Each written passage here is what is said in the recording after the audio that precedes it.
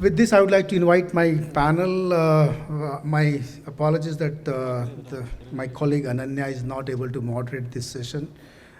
You have to bear with me as a backup. Sriraman is the CEO of NeoGeo Info. I would say it's a very good company, and the future of democratization of geospatial in our country depends a lot on these small and medium enterprises because they work on the ground with the real people. So Sriraman, please take your seat. Then we have Raghu Ganeshan from Avignon. Raghu, please come on the stage. Raghu is representing Avignon, which is a multinational based in India, I believe so, but owned by an Indian origin entrepreneur in Washington, D.C., and I think from Hyderabad only. Is that correct? Yes, absolutely. Okay, great. And then we have Amit Mishra, Wasser Labs.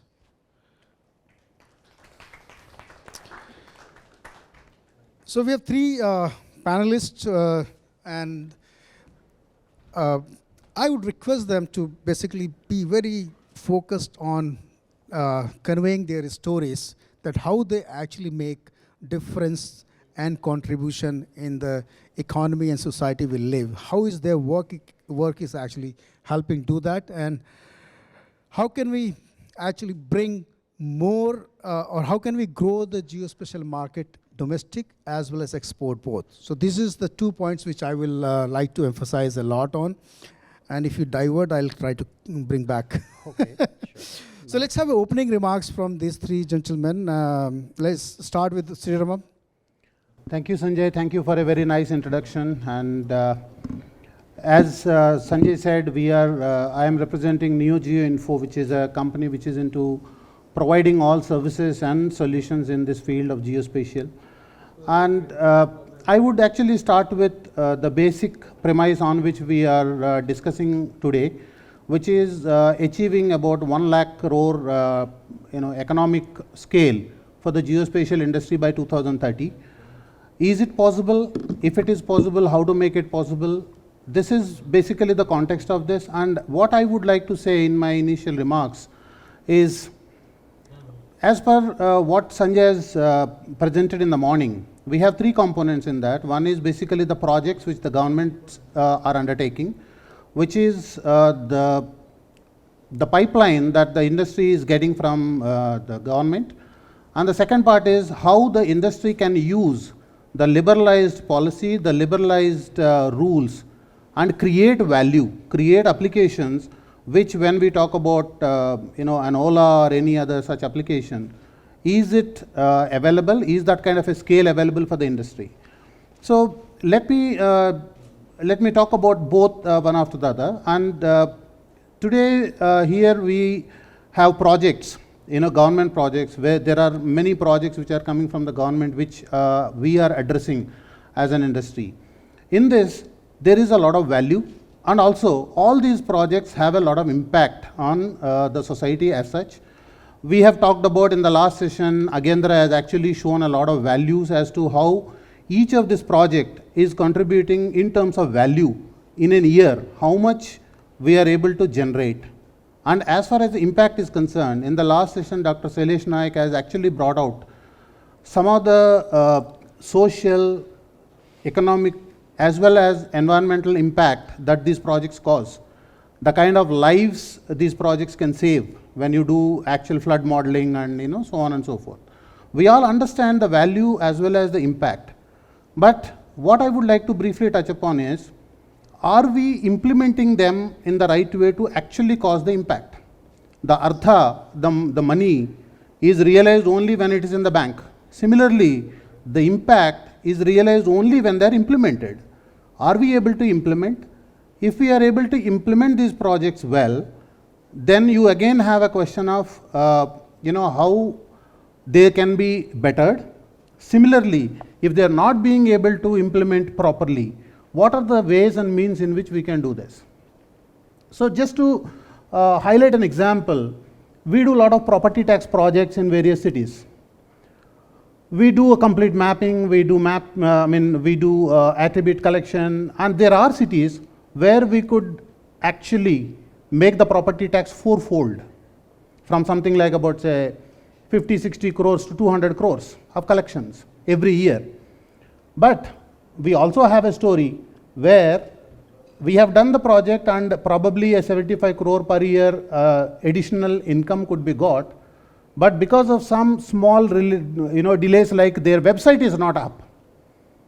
You will not believe if I will not name the customer, but after having a complete application for property tax collections, after having the complete data collected and created, just because their website is not up, that project is delayed by 2 years. They are not able to come out with the required tender for making their website up. So this is one thing which we'll need to address, which is what I would say is implementing to actually get the value, the impact. The other thing that I would like to talk about is the collaborations. If I actually say how we can achieve this kind of a target, one is the implementing and the actual collaboration between the government and the industry. The second is collaborations per se between the business to business and collaborations between this industry with engineering industries, because I believe this is one of the most important factors, and what we see in every project that we do, we have an engineering or a planning component. Again, I would come out with this example of creation of master plans. Today, we are talking about smart cities, and we are pouring in a lot of crores of rupees into smart cities, making them smart. But if you give the same services that are there in a city to the rural areas, will there be a real exodus of people into the cities? Probably we can actually do this by developing what in planning language in a town, we have an MC area, that is the municipal corporation area, and you have an LPA area, that is the local planning area. The local planning area is about 10 times the MC area. When you are doing master plans, you are actually creating a huge piece of land which is not being utilized today to become commercially utilized, and thereby you are providing a lot of jobs, lot of opportunities for those people in their own area. That would actually put off a lot of load onto the cities. So when we are doing this, is it enough to have a geospatial company addressing master plans? Of course, they are all geospatial based. There is a lot of geospatial technology going in that. But unless you have an urban planner, unless you have a transport planner, unless you have a socio-economic planner, environment planner, so on and so forth, you cannot actually prepare a master plan. That's where I would say none of our projects is a geospatial project per se. We need to have collaborations. We need to have collaborations with the domain expertise, whether it is water, whether it is urban planning, as I said, or it could be even drones for capturing the data. We need collaborations. I think the basic thing that we need is collaborations between the engineering companies and geospatial companies. Of course, not to forget the IT part of it. IT companies play equally important role, and we should know, or we should develop these collaborations to make these things successful and to actually reach the goals. The third point which I would like to say, and the last, is about skilling. I think many of the people have mentioned, not just the education in terms of degrees, but the skill sets that are required. Let's talk just about drone flying. You need probably 10,000 people to fly drones. You don't need degrees for them. Similarly, you need people to operate GNSS. You need people to operate total stations. So skilling, though we are imparting training in the regular education in terms of degrees and so on, I think equally important would be to bring geospatial technologies into the ITIs and other things across the country, starting from the beginning. These are the primary points that I would like to make, and I think using which we can actually go towards meeting those targets. Thank you, Sriramam, for highlighting some of the real, facts on the ground, that how we are making value for the projects, and how sometimes we actually miss truly harnessing the value. And that's one of the reasons when we did our study in Holland, there was a kind of X value of every investment in geospatial was almost probably 20%, 20 times. But when we were doing the same thing for India, it was coming to about 7 to 8% on certain projects because it's not getting deployed and those challenges which are there. So let's move further to, I'll have a lot of questions to you, by the way, but I'll come to you a little later. So let's move to Raghu. Raghu is someone who has been like leading his company in India for exporting services, but at the same time, he's also done a bit of work in India.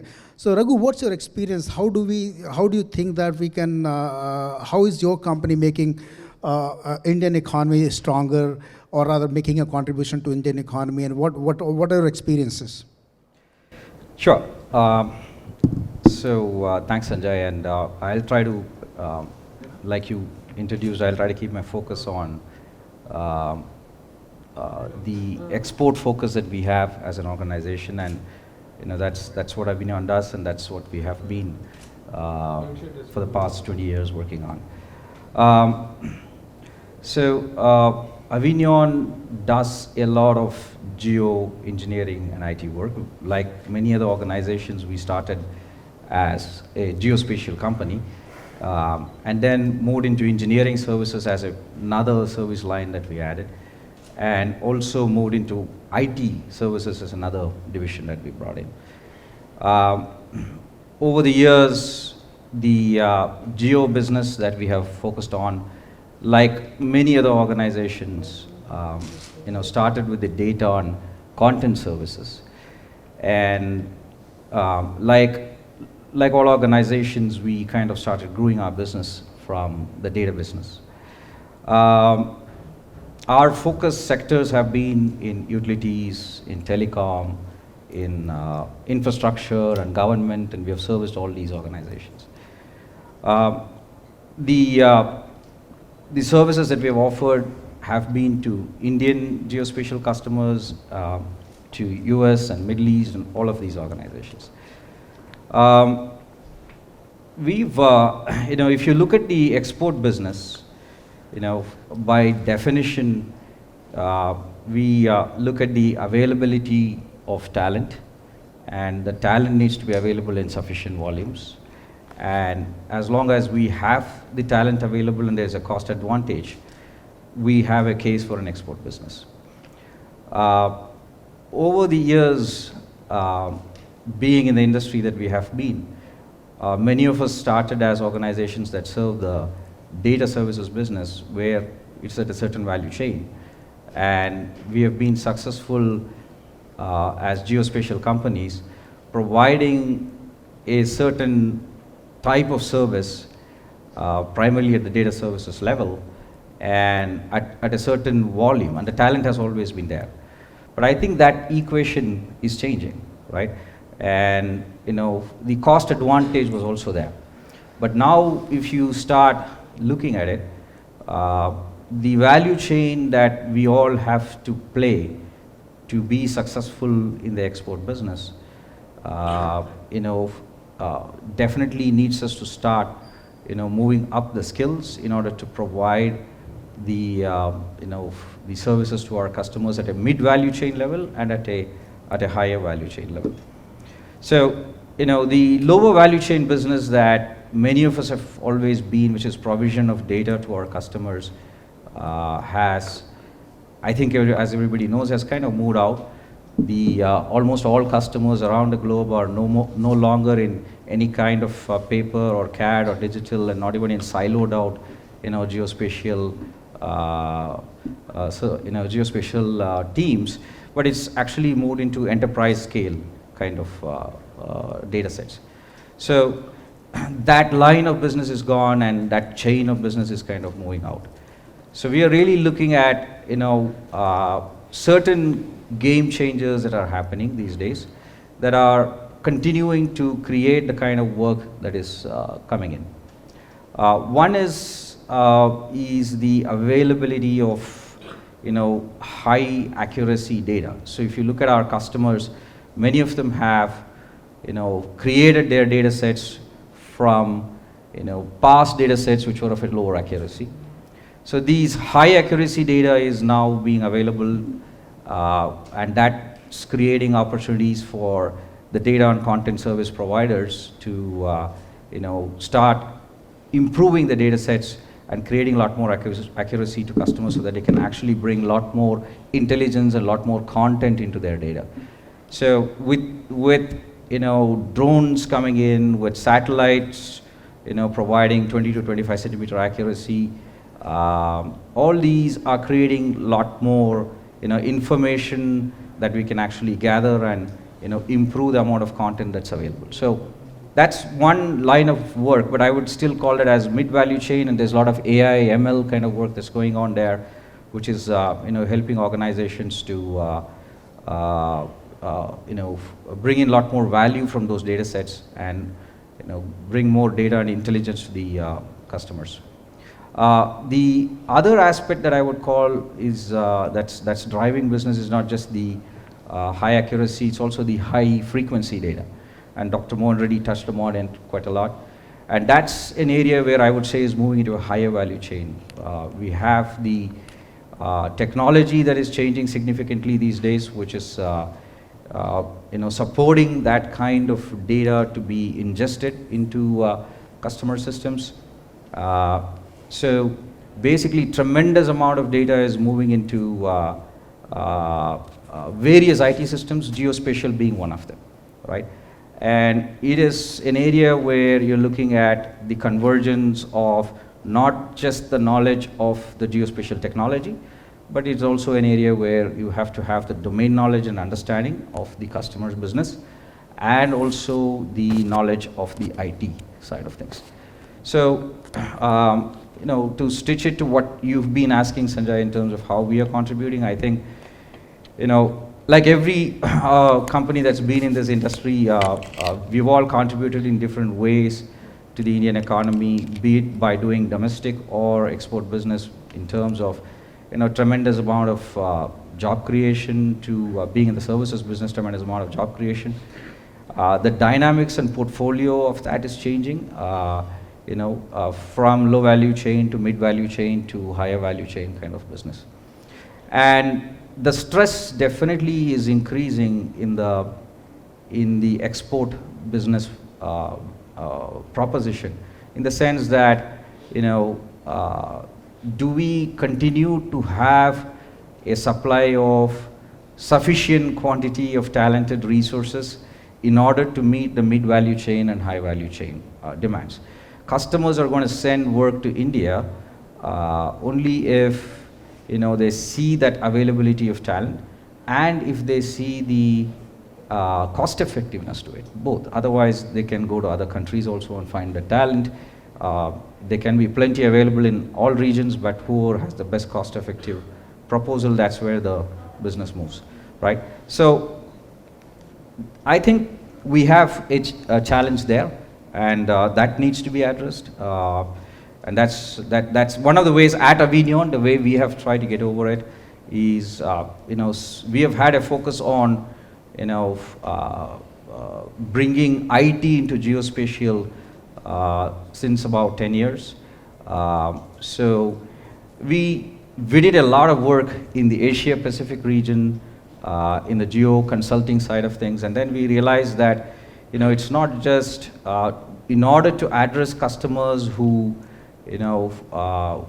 we have to work with at a high value chain level.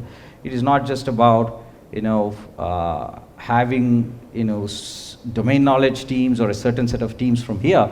We have also had to bring teams from globally, from all over. So we've had acquisitions that we have done in Europe. We have had acquisitions that we did in US, and it was about bringing global teams together in order to address the high value chain business.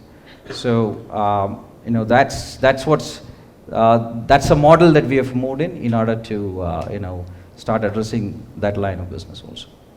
Thank you very much, Raghu. I can very much see that Avignon is acquiring some of the technology companies just to move up the value chain, but you're also right that because of the lack of quality talent at affordable price, Yeah. We are losing our market to the Vietnam and Philippines and Africa as well.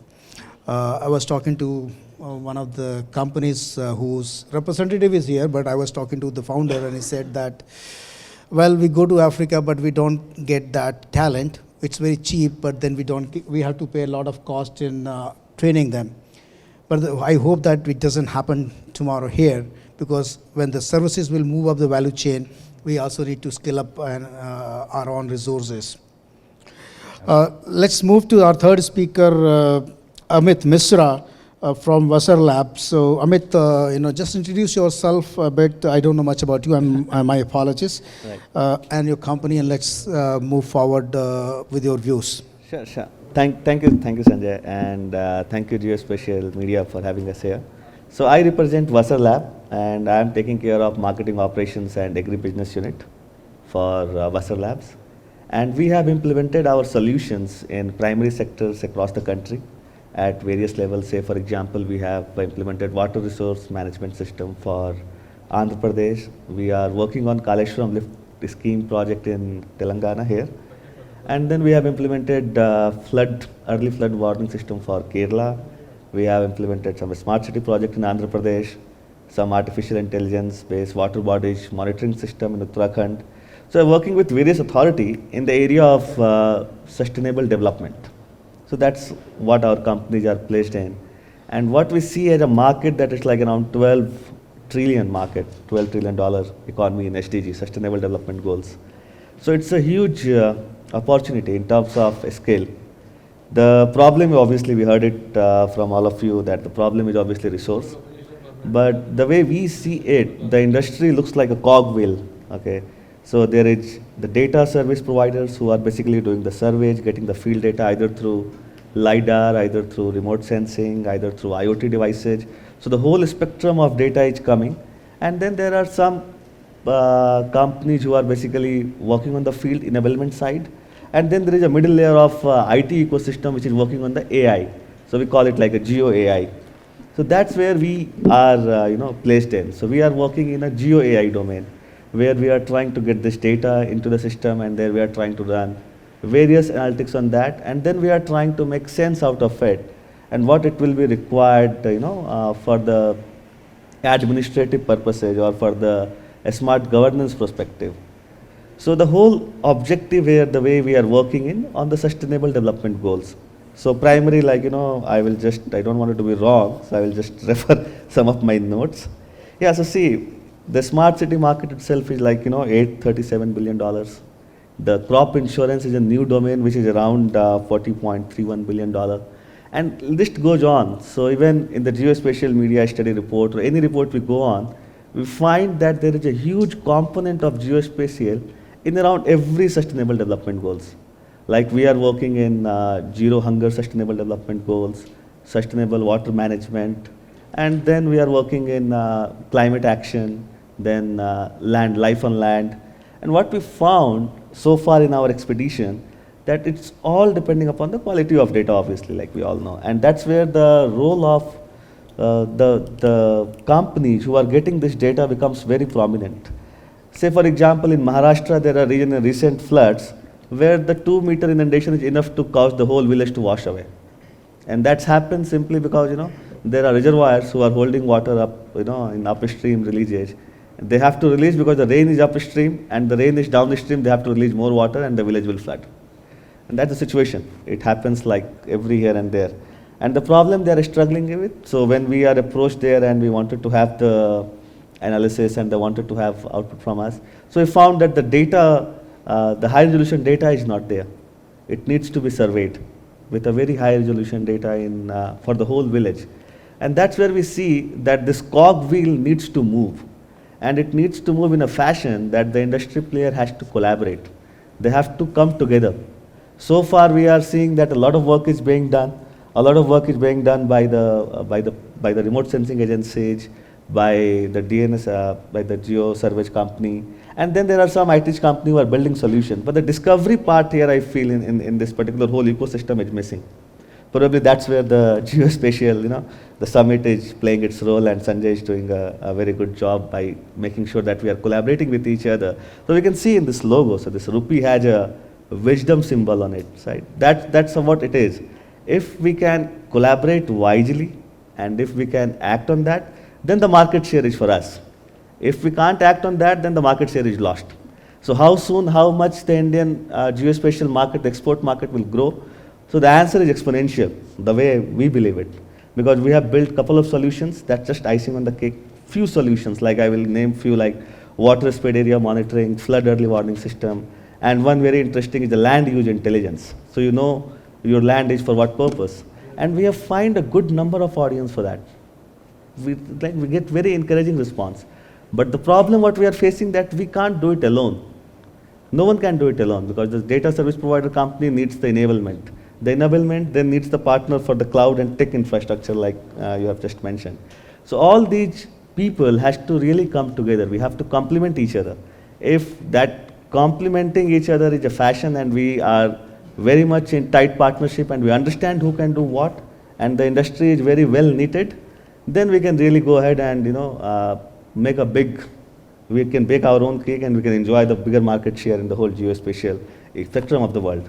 Otherwise, it will be like more fragmented kind of thing. But yes, we are very much optimistic about the market growth and our export capability. And the challenges of resources, manpower, we really see that there is a very much progressive behavior coming from institutions. There are a lot of colleges who started doing their own programs, custom programs, industry-specific link programs. Like we are also participating with various institutions to provide direct expert training, what we are doing. So we have a good hope there. We see that yes, India as a country, we have a potential to overcome these kind of challenges, and we can, in very short span of time, the resource gap could be minimized, and then we can leverage the potential to, grow in the future. Thank you. Thank you very much, Amit, for sharing your thoughts. I think what's coming out of this session is one is that a very commonly used term is collaboration with the user domain workflows. And that's what Sriramam also highlighted, and so has Amit.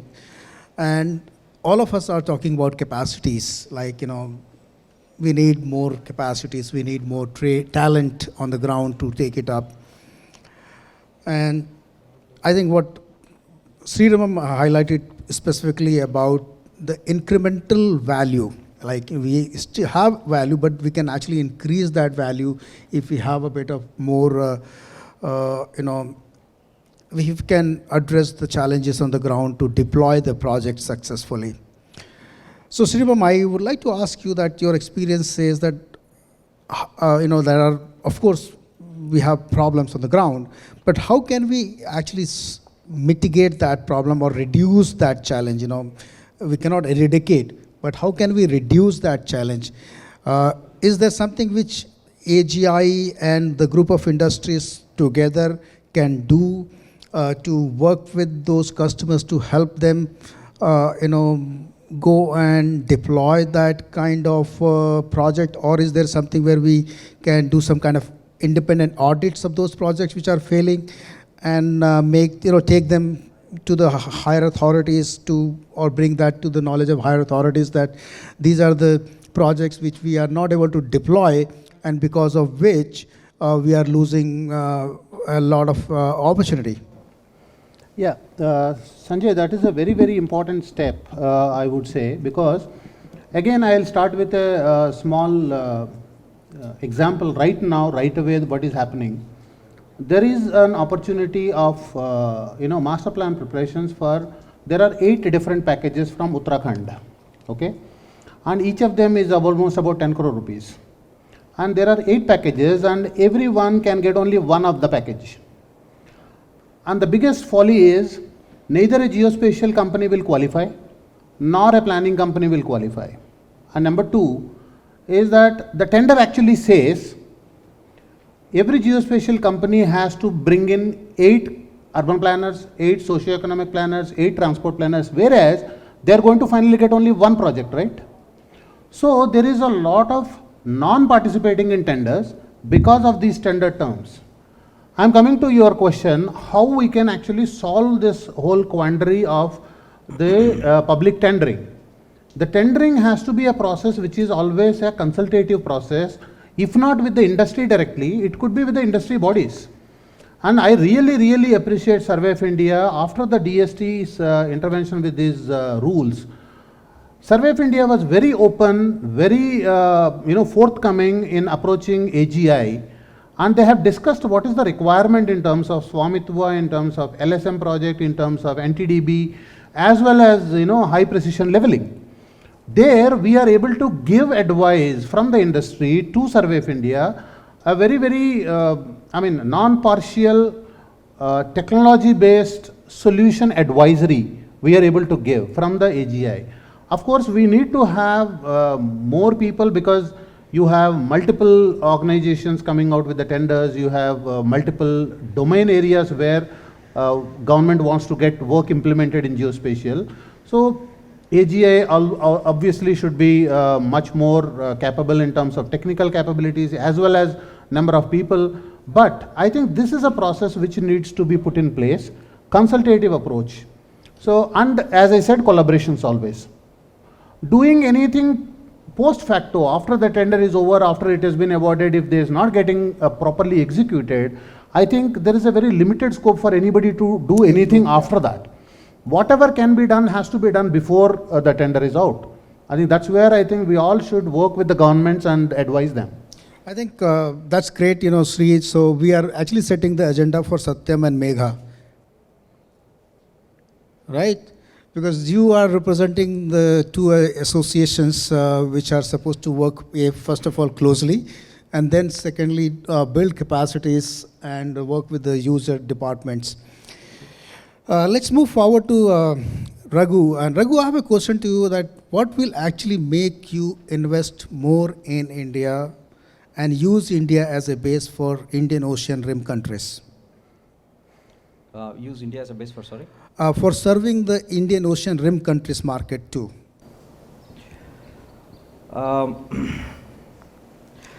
See, Sanjay, for us, it's we are in the services business, and for us, it's about the availability of talent that's going to take us forward with our customers. So the more we can focus on creating talent pools, the more we can work together with the industry, through AGI, through the government, work on programs to try and create more and more resources that can be made available, who can be trained on the domain-specific knowledge, who can be trained on the software-specific skills, and then mobilize to various projects. That would essentially be the focus that we would have in terms of providing services to our customers and bringing value there. So again, point is talent. Yeah, I would go back to that, and I would basically say that there's a lot of dearth of that at this time in order for us to cater to the expectations of the higher value chain business. So you mean to say that talent which is maybe having competence of AI and associated So technologies? if you look at it now, there is a great opportunity in terms of how we bring a lot of the IT kind of solutions to our customers, right? So traditionally, we are focused as companies, we are traditionally focused on being pure play geospatial organizations. Now, how do we move out of that zone and then provide, bring the expertise of the domain knowledge and the IT expertise into these organizations, and how do we ensure that we do not give away that piece of the pie to the other IT players. So what's really happening, and I think it's going to be an opportunity lost to a lot of the organizations that are in pure play groomed geospatial organizations, because IT players are beginning to take a piece, the larger IT players are beginning to take a piece of that pie. So if you look at it now today, the definition, is it more of IT and then less of geospatial, or is it more of the geospatial and the less of the IT that we need to bring into the organization, right? So it's a great opportunity that's out there for organizations who are in the geospatial business, who can bring the IT capability into it. Then we are looking at, how do we actually provide solutions to our customers who can actually deploy solutions where, like Dr. Mohan was talking about, in terms of the democratization of the data, and how do we actually, provide web-based solutions to them? How do we take the data to portals? How do we take it to mobile channels? How do we take it to various devices? There's a whole amount of, service opportunities that's out there, but that requires a lot of skill and a lot of talent, and we, as organizations, we have to focus on, building that talent internally within our own organizations, but at the same time, I think we need industry collaborations. We need to work with industry organizations like AGI to see how we can create that kind of a talent pool. And there has to be a national strategic level thought process also in it. It cannot be just done only by organizations themselves, right?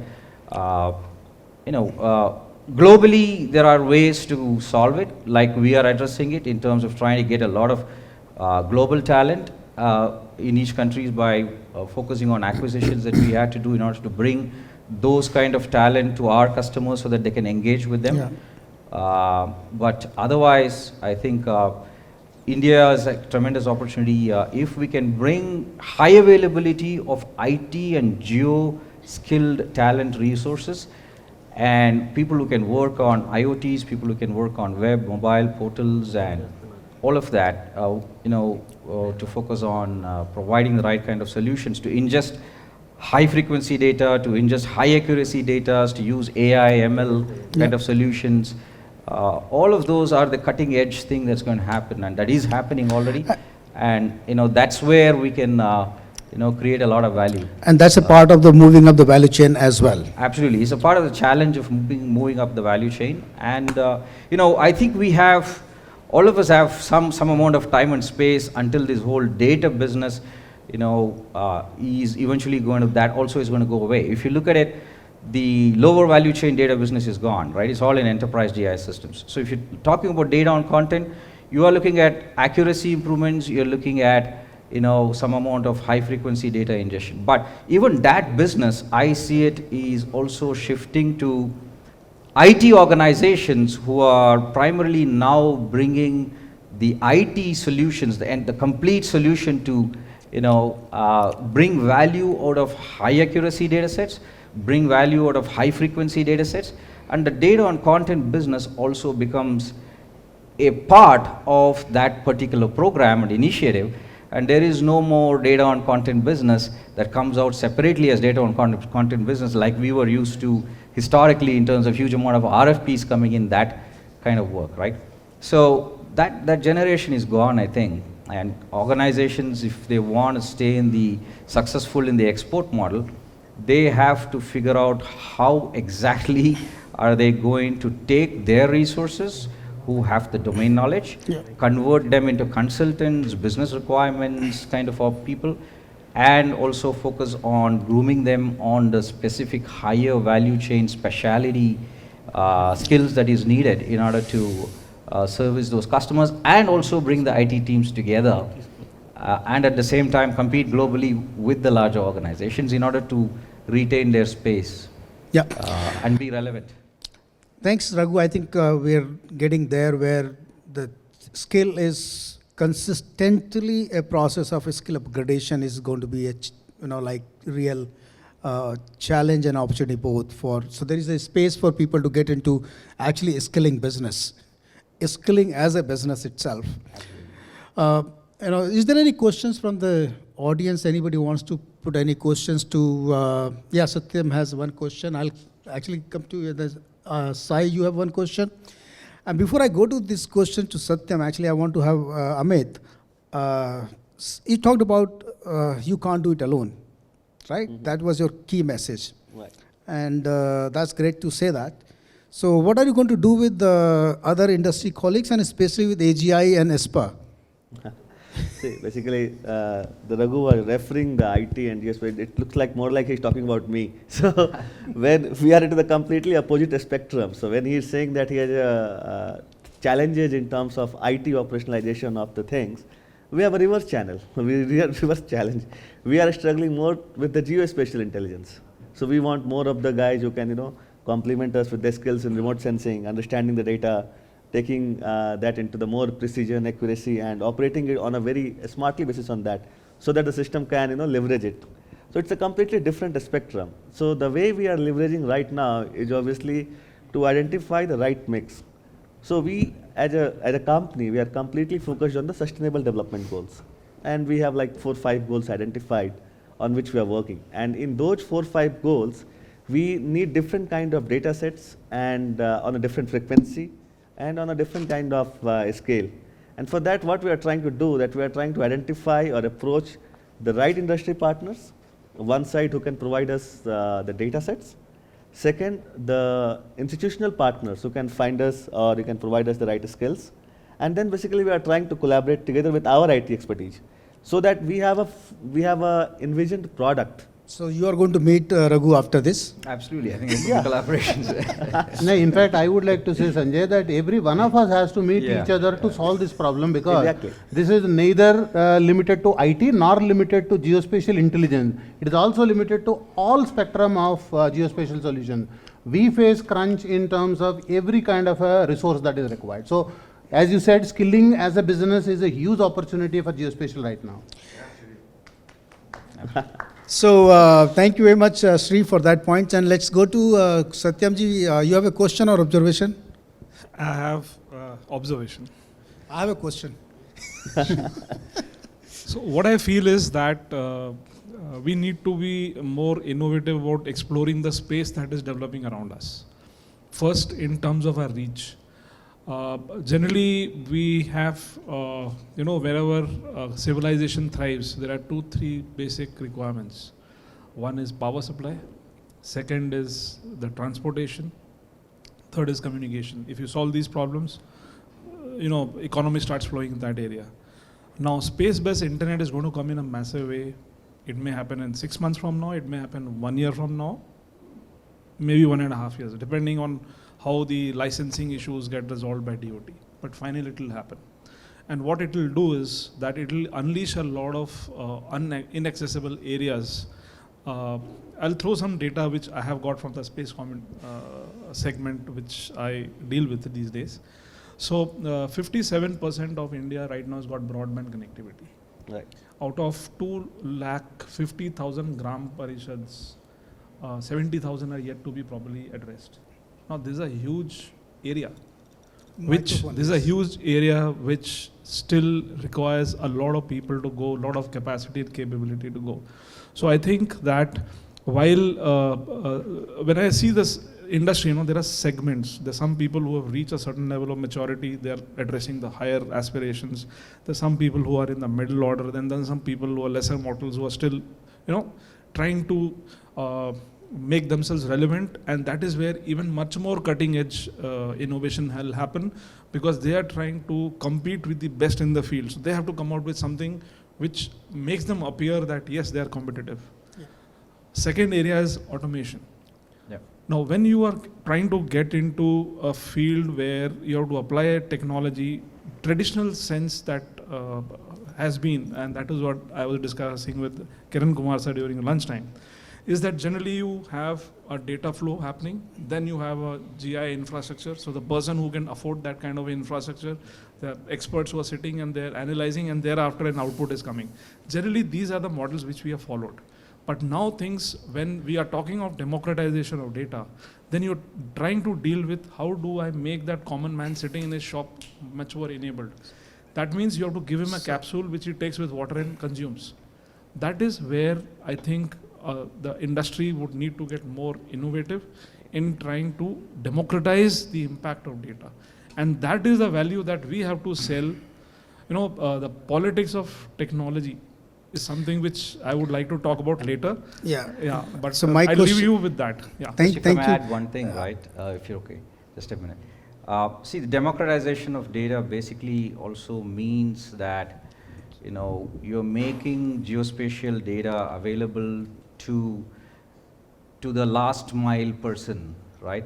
So essentially that means that the data needs to now, move to web-based portals. It's available on the web. It's available on the cloud, and there's a lot of data that is coming in and moving out at the same time. So essentially, that's where the need for a lot of the IT talent comes in, right? That's democratization. Essentially, basically means that there is so much amount of data that needs to disseminate to a huge amount of people, and that brings a lot of the IT skills into play, basically. I completely agree with you, but it again depends what segment you're trying to address. There are some situations, like I will be talking about COVID day after, but the thing is, what is a lifetime of that data? Sometimes that data could be just valued for 5 Absolutely. minutes. Yeah, history So- could be 15 minutes for Yes, some data. so what problem we are solving, I think that is very important. Right. It's not about what data or what technology you fit in, it's what problem you solve and what is the customer satisfaction level you reach at that instant of time, which will see the propagation by the word of mouth. And it has to become a people's revolution of technology rather than a technology revolution which is being implied on people. Yeah. So you have to see it the upside down. That is my submission. Thanks. One of the questions which I have to you, what would you do as a ISPA to actually address the problems of deployment and project audit? Okay. So one of the major things that we are focusing on is in terms of connectivity, because terrestrial networks have an issue of reachability in terms of the cost of infrastructure to provide last mile connectivity at all places. A village which is just only 20 houses, a telco will be very hesitant in putting the infrastructure there, and that is one of the reasons why, despite the BharatNet mission having been launched in 2012, we are sitting in 2021, yet the data that I shared with you is yet to reach that level. Terrain has issues. Let's see the Uttaranchal, that road development project which is coming on, Char Dham project. Now in that area, my father's been there for 16 years, so I used to go on holidays a lot. Every time there's a landslide, that cable is cut. Then 15 days there's no internet, so it is difficult to breathe for a person like us who's used to WhatsApp and connectivity. Every 10 seconds you want to check your messages. So it's a challenge. Similarly, if you go to Andaman, it's a challenge. So what is going to happen is that the connectivity part, the moment you are connected, it solves a lot of problems. Rest is a matter of IT deployment there, right? We are talking of the project deployment, that all the projects which we do on the ground, and sometimes because of certain regions that's not getting deployed, which means that it's not getting actually implemented. So all the effort of the resources and the time and everything goes in waste. And then the technology gets a bad name too. So Yeah, I agree with you, and I've suffered this. Without going into details, you understand it, I understand it.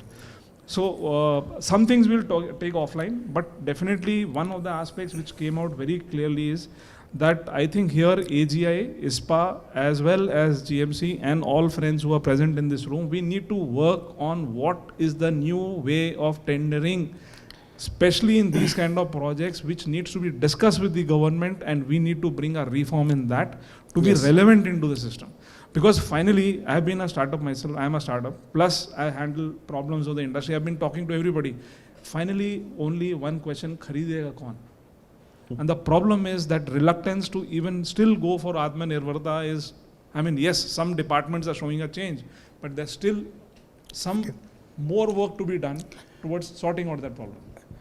can I give the floor to Sai Arul, please?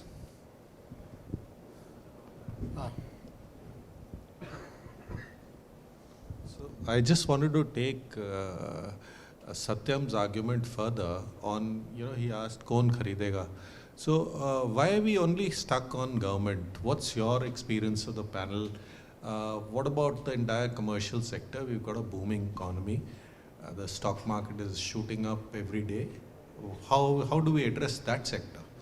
Why are we only stuck on the government spending and funding us?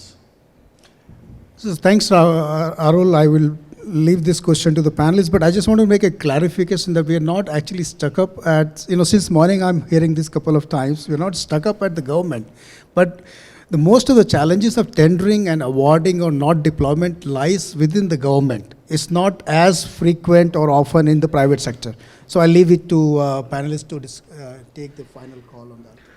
Yeah, I would like to say, in fact, I have started my opening remarks by saying that there are two components to achieving the targets.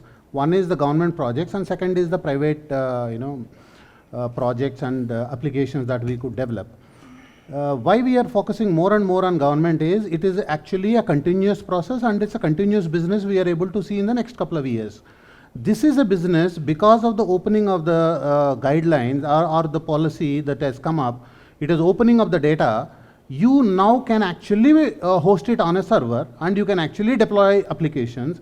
This is a new segment of business that we aspire to address and we need to address. For that, the geospatial industry right now, I feel, is in dearth of funds, number one, because all the organizations that have come up in geospatial industry, what I have seen is that they have built a brick over a brick and they have come to a particular level. Can they invest 2,000 crores and develop an Ola or something like that? I doubt right now. So I would like to say in my, I think probably this is the concluding remarks that you've asked, I fully support Sanjay's statements or the vision that has been articulated in the report that we need to have a geospatial industry development body as well as a geospatial industry development fund. Probably that's where, if the fund is there with the government and if it really wants to fund certain ideas, I would not say organizations, if they can fund some ideas, I think that's where the industry can come up. Of course, 5Gs will come from maybe Reliances and Airtels and all, maybe Sterlites, power projects will come, power lines we will be doing a lot of monitoring. They're all coming into the private areas. Yes, there is a lot of business, but to make really big contributions like, again, I'll keep on coming with, last mile connectivity projects, delivery projects, cab hire projects, they're all geospatial based. For that, you need a lot of funding is required. So I fully support these two things that you have brought up in your report. We would like to fight for that. Thank you, Sri. And Raghu, your final Yeah, words Sure. So beyond skill. Sure. See, I think in terms of why have we not addressed the commercial sector, if you look at it, for any solution to be provided to a customer, the underlying thing is the availability of data, right? So far, if you're talking of India business and Indian commercial clients, it's not that globally it's not been there. I mean, companies have worked for commercial clients outside of India, but if you're talking of the Indian customer base, the availability of data was never there. It's only now with all the geospatial policy changes that's happening. Now we have a policy. We see the possibility of creating the level of detail of data that is needed in order to, let's say, address the needs of, let's say, insurance sector, which needs, tremendous amount of demographic data, tremendous amount of land data, so all of that on demand, it has to be available. Now, those kind of data sets, we had restrictions in terms of creating those kind of data sets. So, if you look at sectors like utilities, in India it's not privatized, rest of the world is privatized, and it is still essentially government. But telecom, I think, is one sector where, a lot of, work has been done by, geospatial companies to private telecom players, and there's a lot of, services, solutions, because the data was made available at the end of the day by the customer himself, be it through survey data sets or diligent amount of data that they collected. So the data got created. Once you have the good quality underlying data, then the solutions have been put in, integrations have been done. So if you look at the telecom sector, I think the adoption of geospatial technologies has been substantial. There are other sectors which could be consumers, but are they very large commercial sectors that can create a huge amount of revenue, like banking, financial services? There are areas of application, but I don't believe that to be very, very large providers of revenues to organizations. Thanks, Raghu. Thanks a lot. Yeah, so we too had just the same problem, and we try to understand what we can do if it's not government, what exactly needs to be done. So when we are trying to understand, so there are two things we have to, like just a few minutes back, Reddy sir had conveyed about that autonomous car example, that it needs a 15-ton weight behind the car. A similar thing applies to geospatial product. It's a very, heavyweight computing need to happen on the data to provide the intelligence. It's not like simply we have some remote sensing data or some drone data and things can be delivered on that. So the drone data, the satellite data, there are very heavy pre-processing requirements. Then they have very application-specific algorithm which need to run. So the compute requirements are really very heavy on that. So that comes with a challenge. Who will pay for that? So say for example, if I want to give a service to, say for example, insurance sector, crop insurance for example, where they just need to understand what is the crop health, how the rainfall is doing, and what kind of some basic indexage are varying in a given season. So, but then I need to take the whole satellite data for that season, like a weekly or a bi-weekly data. Then I have to process the complete, I have to run the algorithm. And then the sizing of that infrastructure becomes very heavy in the compute. I need my custom GPU servers, the memory requirement, the sizing. So I will just quote a recent example of a AIC tender, which was basically for the satellite data automation for crop insurance. But if you read that tender, that basically looks like a infrastructure tender. So in the BOQ, there was no mention of the solution. The BOQ was completely focused on the infrastructure. So that's the primary thing, that the infrastructure requirements are so high that many companies have not been really interested to invest that from their pocket and go into this. But yeah, we also had tried and to overcome these challenges. We are identifying our partners, and we have recently came up with some good partners where we can share the load of infrastructure, data, and we are coming up with similar kind of solutions. Say for example, crop insurance, for supply chain, for water resources like water body area monitoring kind of thing. Like the state government don't need to pay huge money. You have to manage your water body, go log into the portal, draw the polygon, this is my water body, and you can get the entire data. So those kind of solutioning, now we are mode of that, and we are very much excited that yes, these things are now moving. Might be in few years down the line, we will not having such kind of discussions. It will be more about scalability, adaptability, no more about the challenges in terms of the fundings, in terms of who will own these things. It will again be democratized, as everybody is suggesting. Thank you very much, Amit. I think I would like to conclude the session with a couple of remarks. One is that I can assure you that the things are, like my experience is that our industry is moving a little bit up the value chain. And especially a lot of small and medium-sized companies are doing great work on the ground, and they are showing the return on investments to the people. And consistent, statements by the political leadership is also helping a lot. And people are getting exposed to the geospatial and space technology and its applications, and they are seeing that the Prime Minister is consistently pushing for this.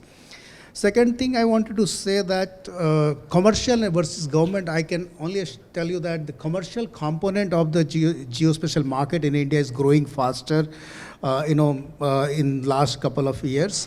Also, I wanted to say that the value impact of the commercial market and the market which is driven by the government money, there's a huge difference. We are seeing almost 30x value on the digital maps for commercial and consumer markets, whereas probably in the government sector that goes down below than 10.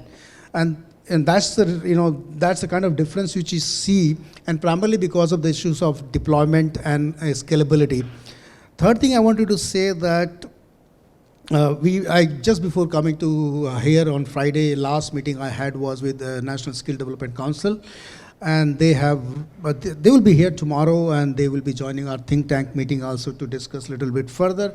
So they are pretty much open to now develop some kind of certification and job roles, and bring some kind of partner network with the industry to start skilling and certification of, and they are also open to the joint certification from some foreign university as well as within India. So that's a bit of good news. I met the CEO, and a lot of work has been done by AGI in this field in the past. All that knowledge is going to be again picked up, I think, very soon. So with this, I would like to thank all my panelists and audience as well.